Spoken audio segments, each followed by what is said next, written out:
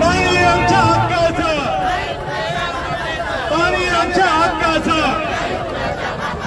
पाणी आमच्या हक्काचं, पाणी द्या नाहीतर पुढच्या मुंबईकरांना पाणी द्या, मुंबईकरांना पाणी द्या।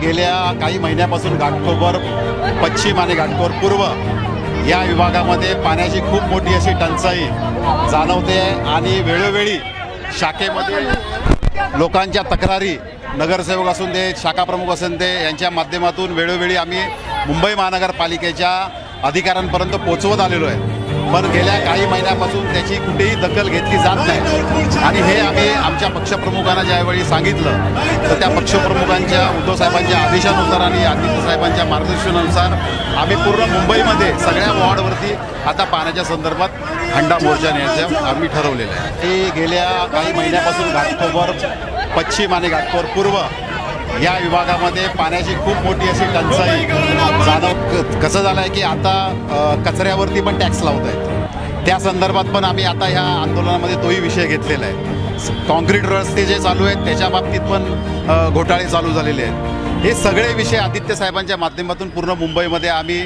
आवाज उठवून रस्त्यावरती उतरून ह्या आवाज प्रशासनापर्यंत कसा पोहोचेल याचा पूर्ण आम्ही प्रयत्न करतो आहे। मुंबई महानगरपालिकेचं इलेक्शन हे आमच्यासाठी काय नवीन नाही आहे। शिवसेनेचा महापौर 100% शिवसेना उद्धव बाळासाहेब ठाकरेंचा महापौर आमच्या मुंबईवरती बसल्याशिवाय आम्ही गप्प बसणार नाही, तो आम्ही 100% बसवणार।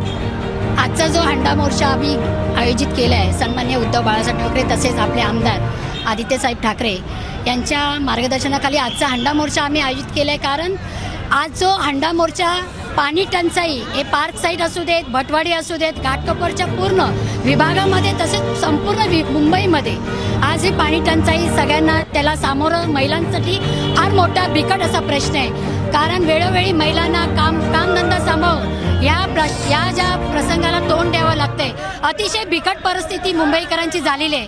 तसेच घनच कचऱ्यावरती जो 100 रुपये जो टॅक्स बसवला आहे त्यासाठी सुद्धा आम्ही या मोर्चाच्या माध्यमातून त्यासाठी सुद्धा आम्ही त्यांना न्याय मागत आहोत। आज या प्रशासनाने वेळोवेळी आम्ही हे विषय मांडत असताना देखील प्रशासन काही त्याच्यावरती निर्णय न देता आपल्या सामान्य जनतेचे हाल करत आहे। नाहीतर खुर्च्या खाली करा, नाहीतर खुर्च्या खाली करा।